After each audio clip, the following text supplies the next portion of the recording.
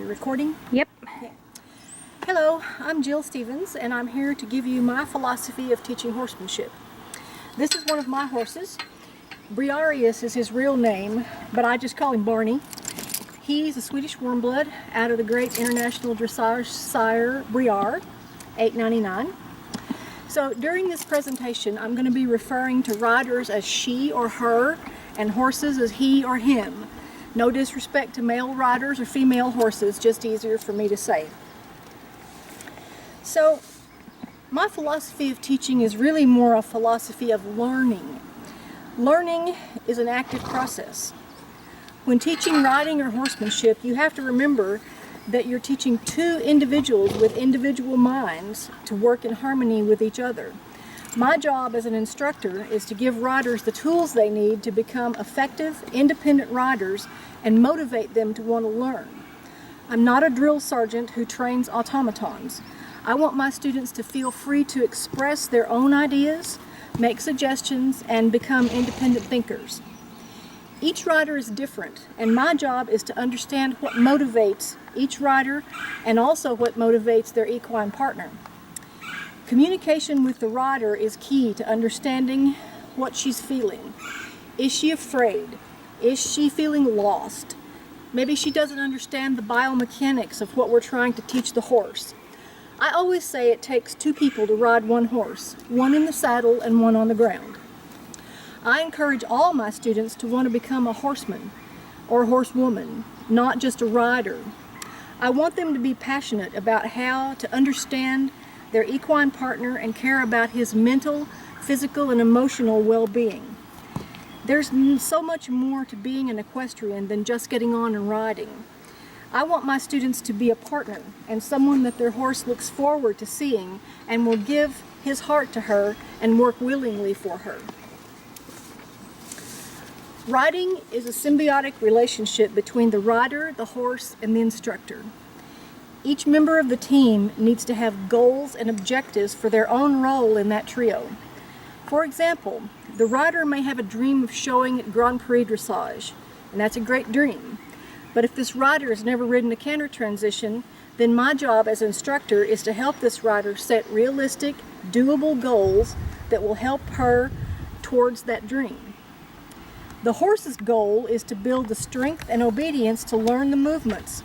And just as I wouldn't really expect a Clydesdale to make a great reining horse, I wouldn't expect him to make a great Grand Prix dressage horse either. The rider and the instructor have to work to improve the abilities of the horse they have and understand and accept his limitations and his strengths. One thing that I find unique about teaching horsemanship is that it's not only about physical ability or skills. While that's definitely a part of it, it's also the job of the instructor to be part counselor and psychologist to help riders grow in their mental and emotional abilities as well. Of course, many sports use sports psychologists to help athletes, but no others have to assess and figure out ways to motivate and keep a 1,200-pound partner with a mind of his own on task. I want my students to have specific, realistic goals for both herself and her horse. Those goals don't have to mean competing at all. It might be as simple as learning to walk, trot, and canter her horse safely or learning to care for her horse on her own. Once the goals have been established, then I like to break them down into doable chunks and start learning each chunk and then finally putting all the chunks together. I like to set my students up for success. One of my favorite quotes is from Pat Pirelli, who says, "Foundation before specialization." And what that means to me is that I should build good, solid, basic horsemanship skills before I try a specific discipline such as dressage. I like using the SMART model. Even though I learned it in the business world, I find that it works just fine with horsemanship. Your goals need to be specific. I want to learn to do a correct rising trot. Measurable. I want to be able to tell if I'm on the correct diagonal and ride 3 20-meter circles. Attainable. I am in good enough physical shape to have the endurance to ride for this length of time. Realistic. I can manage this goal before I try to ride canter. Time-bound. I will learn to ride 3 circles of rising trot in 1 month, or my goal is to show my instructor this by May 15th. And then we set to work on the skills to attain this goal for the horse and the rider. It probably sounds like a cliche, but I want to create a positive learning environment for my horses and riders. My job is to keep riders and horses engaged and interested in the task at hand. It's sometimes a fine line between making the work challenging enough and at the same time not jeopardizing the confidence of either participant. I give and expect to receive feedback from the rider. What can I say differently to help you understand? How does your horse feel? That was a great effort. From the rider, I don't understand what a diagonal means. How can I tell from up here if I'm on the correct diagonal? I'm feeling a little scared at this speed. From the horse, I don't understand what you want me to do, so I'm going to try things until I get some relief from this pressure. Is the horse exhibiting unsafe behavior, or does he seem willing and relaxed? Each member of the team has a role to play, and my job as instructor is to make the roles clear and be willing to be flexible and go back a step, if necessary, to ensure understanding. Riding should be fun. Your time riding should be a joy. Yes, you may be working, but you should feel a sense of accomplishment at the end, not like you've just served an hour of human and equine torture. So, how do I define successful riding?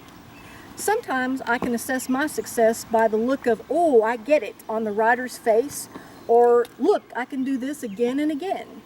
I see a horse who is willing and calm and understands what's expected of him. He's relaxed and his attention is on the rider, and they are in the zone together. The horse-rider combination I've been working with for several months maybe just won a class at their first show. That's a good indication. My students really evaluate me by continuing to trust my training and coming back for more lessons. Or maybe they've recommended me to one of their friends because they feel like they're getting quality instruction and their horses are happy and well cared for at my barn. I also want my students to self-assess themselves. Riders know their own strengths and weaknesses and those of their equine partner. They will know if the instruction they're getting is addressing issues that they have or not. Riding is a subjective undertaking, and as an instructor, I will never be all things to all riders, nor will every student be one that I love to teach. Not all horses are angels who only want to please their riders. So I'm not keen on the idea of assigning traditional A, B, C, D grades to riding. I feel that it's more the attainment of goals and small successes within lessons that measures what success means. However, do I think instructors and riders and horses need to be assessed? Unequivocally, yes. Most of the time, having a horse and riding is a luxury, and many times a lifelong dream. It's expensive and it's hard work, so I certainly don't want to spend my hard-earned money on an instructor who treats me or my horse badly or makes me feel stupid because I can't do something she can do. And on the flip side, I don't really enjoy teaching students who don't want to learn or who are not willing to put in the work to achieve their goal. The whole reason that I want to pursue this master's degree in equestrian education is to make myself better. That's my personal goal. Horsemanship is an evergreen process. If you ever stop learning, then it's time to hang up your saddle. This is an exciting prospect for me. I want to learn to use new, better techniques to engage riders and keep my teaching fresh and fun. There are always different ways of teaching and learning, and I want to make myself the best possible teacher so that I can pass on my love and passion for horses and horsemanship to the next generation. If I can serve the horse world by making better horsemen or horsewomen, then for me, I've achieved great success. Thank you. And now that you know my philosophy, let's go to the arena and see someone actually taking a lesson.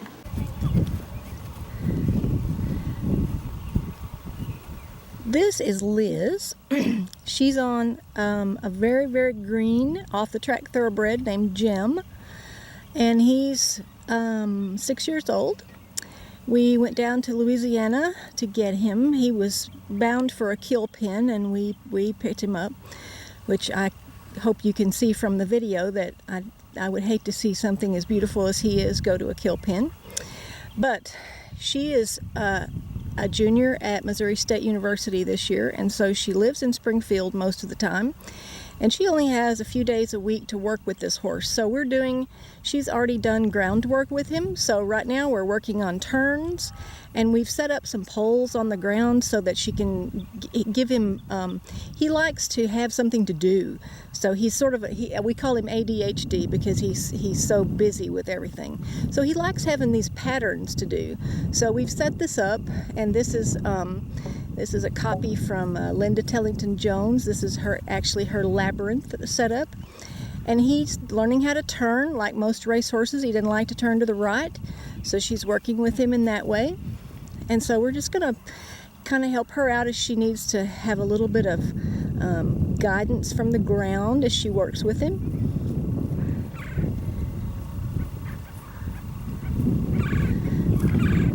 So Liz, make as you go through the labyrinth, make a big circle, and then maybe a little circle, and then go through it again, and maybe then change direction so that he kind of has give him many things to do. That's it. Use your outside leg, just kind of squeeze a little bit. Yep, there you go. Squeeze outside leg. Yep. That's it. There you go. Now just ride him straight forward. Good.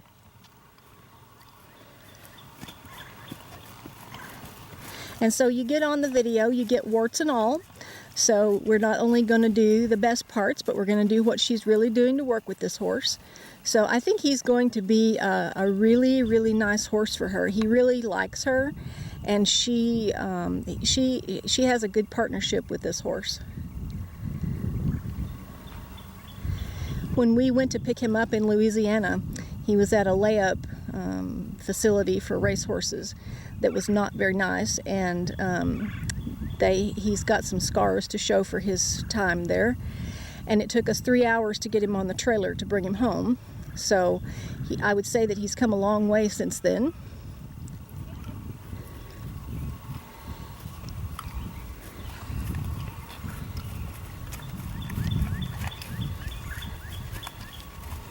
Liz, bend your elbows and kind of try to keep your hands a little bit together. Yeah, bend your elbows, don't make them so straight. Kind of think about holding your hands a little bit closer together. Yeah, there you go. And bend your elbows. Yeah, like that. Super. And then maybe make like a 10-meter circle there that's not through the poles, and then come around and go through the poles again. Yeah. And then when you come through them, come out going to the right, so that then you can do the same thing going to the right.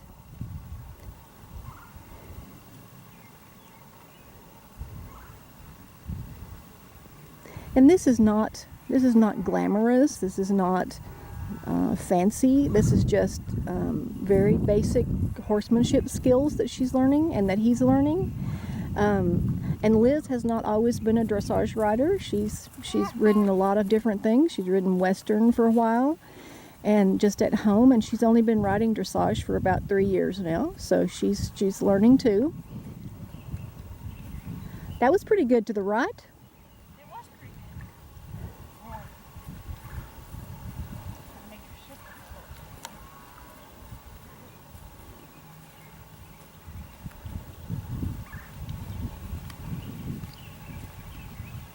And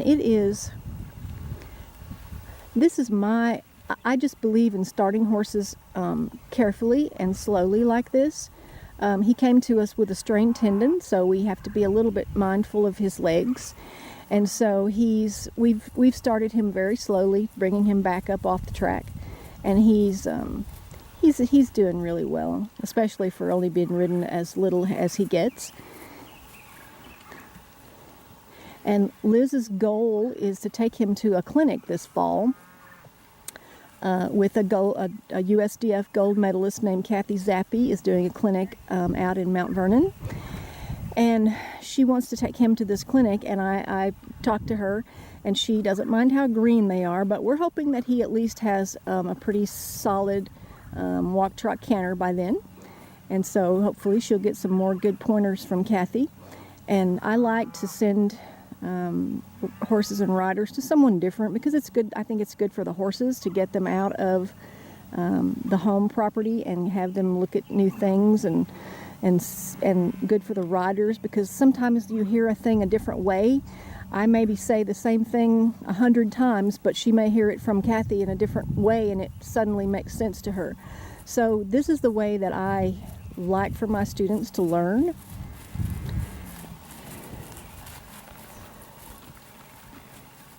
Kind of push with your seat a little bit, Liz, like this, like swinging.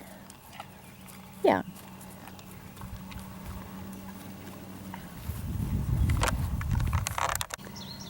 Okay, so this is about 5 minutes later, and she's now doing some 20-meter circles, put two of them put together, so like a giant figure 8 sort of.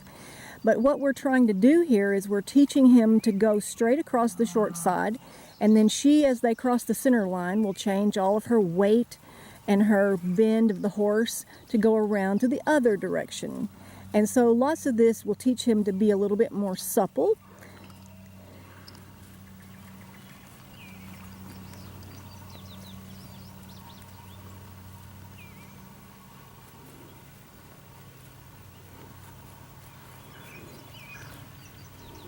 And this horse is a very quick learner. The problem we'll have is keeping up with him. He'll learn faster than we can teach it to him probably. But he's very quick to learn, and so we like that about him too.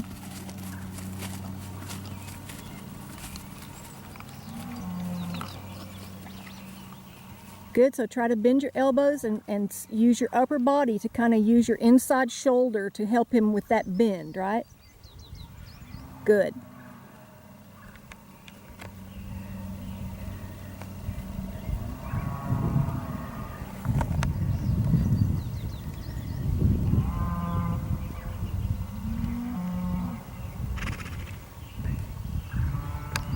Now come across a short diagonal and change direction.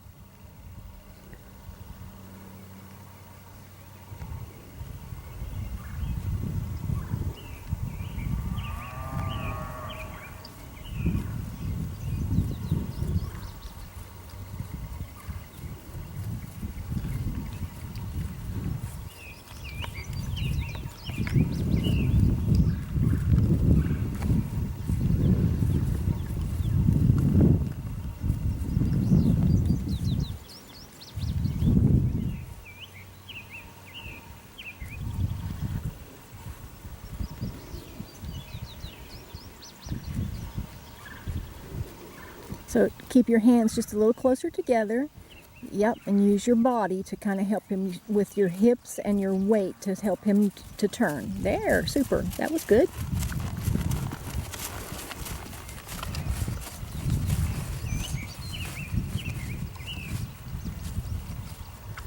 Now again, change your bend about right there. So you're going to use your a little bit of your inside leg here. Bend your elbows. That's it.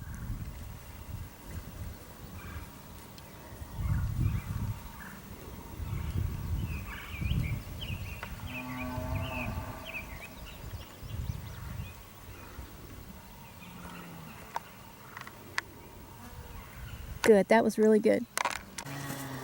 So now we're going to try for a few steps of trot, and we're just going to ask for a few steps, and then we're going to transition back to walk. Good boy. Yep. And then maybe again on the short side if you can. And we're still using voice commands, and that's okay. Good.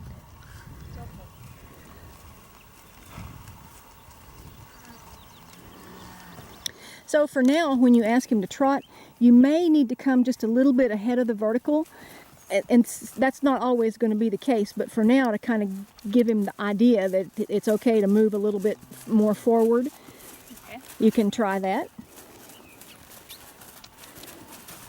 Go this way. Yeah, good. Good. And try again on the short side. Use your voice, use your command. Trot. Good. Good. There you go. Super. Good boy. Good boy. Look at you go. Good boy. And this, by the way, is the third time that this horse has been in the big dressage court, so I would say that he's doing pretty well for that. Trot. Right. So you kind of ask in the same place every time, and then he kind of associates that with the aids. And so now we'll go ahead and see if you can get some more trot steps. Trot. Good boy. Good boy. Yep. Good. And then again on the short side. Good.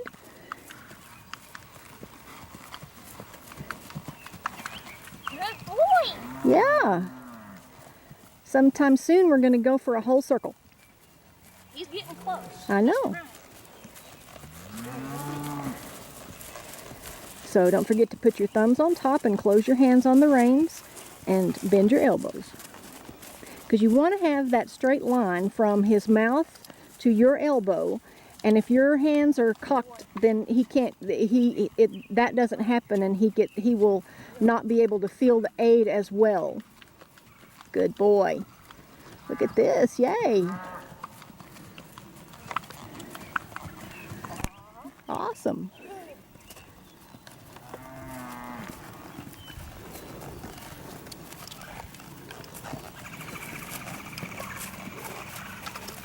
He might be able to get a circle, a full circle. He might. Maybe. If not, about 3/4. Good. And of course, right now we're not worried about what his head is doing. We're not worried about if him being in a frame of any kind. We're just asking for the gait. This is beautiful. Good job. Very nice. Jim, you're so Good cute. boy. Pick up the right lead on him. Yeah. Good. He's like, oh, gotta look at the cow. He says there's a cow in the trees over there that I'm not sure about.